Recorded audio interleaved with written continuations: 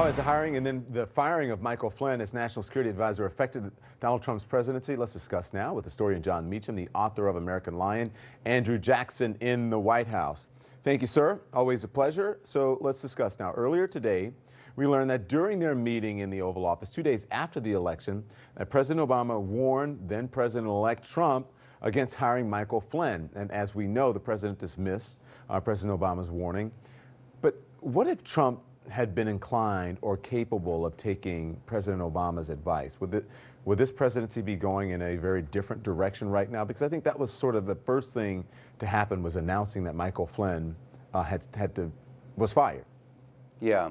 Well, I think that if President Obama wanted to give job security to Michael Flynn, he couldn't have found a better way to do it, by telling Trump not to do something, particularly about someone so close to him. I suspect that had a boomerang effect. And I think that one of the fascinating questions right now is, what did Trump know and when did Trump know it, which is the old formulation of Howard Baker's question about Watergate. To what extent was Flynn a free agent in talking to Russia? To what extent was any kind of Russian influence an ambient reality around the campaign and the transition? And then those first number of days when Flynn was in office. Remember, we would not be sitting here talking about this arguably, if the story had not been reported. It wasn't the underlying facts that drove Flynn out of office. It was the leaking of those facts into the media. Mm-hmm. Even though this administration knew from the prior administration the problems with Michael Flynn. So listen, at a top Senate Judiciary hearing today, Democratic Senator Sheldon Whitehouse brought up Watergate in relationship to this investigation and had this to say. I want you to listen. We need a more thorough accounting of the facts. Many years ago, an 18-minute gap transfixed the country and got everybody's attention in another investigation. In this case, we have an 18-day gap between the notification of the White House that a senior official had potentially been compromised and action taken against that senior official's role.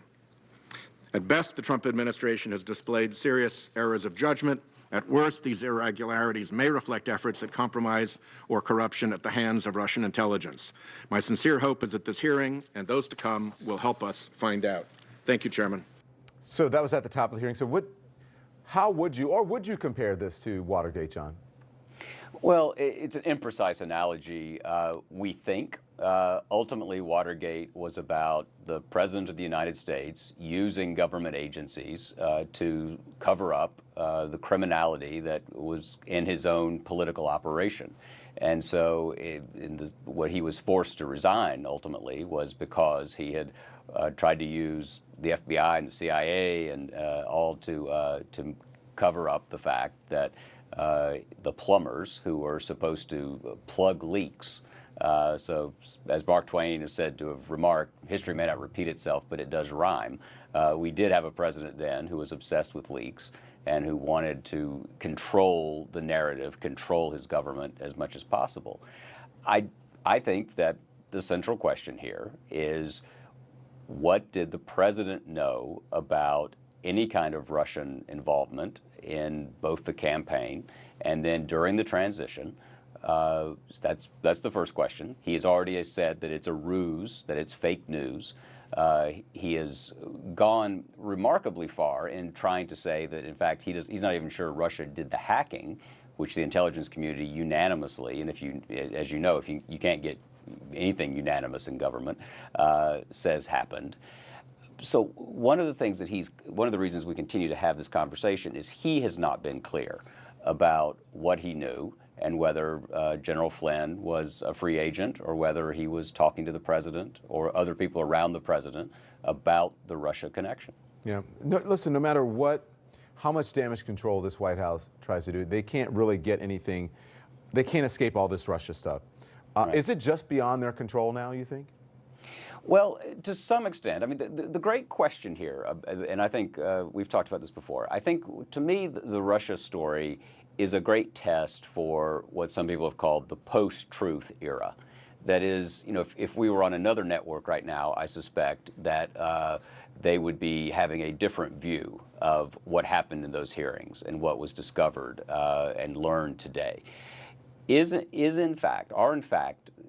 country able to take on facts, to agree to those common facts, and then make a decision about the conduct of the president? Basically, President Trump has made a significant bet, both as a candidate and now as a president, that he can speak to his base. He can tell his base what is true and what is not true, and that they will be with him. And that if there's a contrary fact, he simply dismisses it, no matter how self-evidently true. And I think this is a hugely important, I don't mean to be too grand about it, but a hugely important political and cultural moment for the Republic itself. Can we have conversations? Can we have a public life where we agree on when it's dark, it's night, and when it's light, it's day? And right now is a lot of dusk. Unless you're in an alternative universe. But don't you think, though, even when I speak to some people who are Donald Trump supporters, when they come on the show, they'll say one thing on camera and then another thing off camera. And you can't get them to say it on camera because they just will. And then, when people say, hey, if you ever say this, I'll deny it to the very end. But don't you think at the end of the day, and deep down, people really know the truth? They just don't want to admit it because it would cause some sort of cognitive dissonance where their whole world would be thrown out of whack. They have to know the truth. They're just denying it. Yeah, if you take one card out of the house of cards, does it collapse? Yeah. I think you're right, and I think you're exactly right about every presidency is like that. Everyone will sort of take on people in political life, like a lot of us, take on the coloration of the person they're talking to, right? Salesmen do this, pastors do this, political people do it. And so there's always some, I know that, I agree with you, you the commentator, you the reporter who's being somewhat adversarial. But this is that phenomena on steroids. Yeah. And everybody lives in terror of not praising the president to the skies. Yeah. Look at the tape of the House rally in the Rose Garden last week about the health care bill. It was almost as though they'd all gotten the order at once about extravagantly praise the president and then talk about what you've done to 1/6 of the economy. Yeah, I got to go. Yeah. I got to go. Thank you. We get your point. We thank you. We'll see you soon. Thank you, Jon Meacham. Appreciate it. When we come back, President Trump is blaming the former president for his problems with Michael Flynn, who is ultimately responsible for the Flynn scandal. We're going to discuss.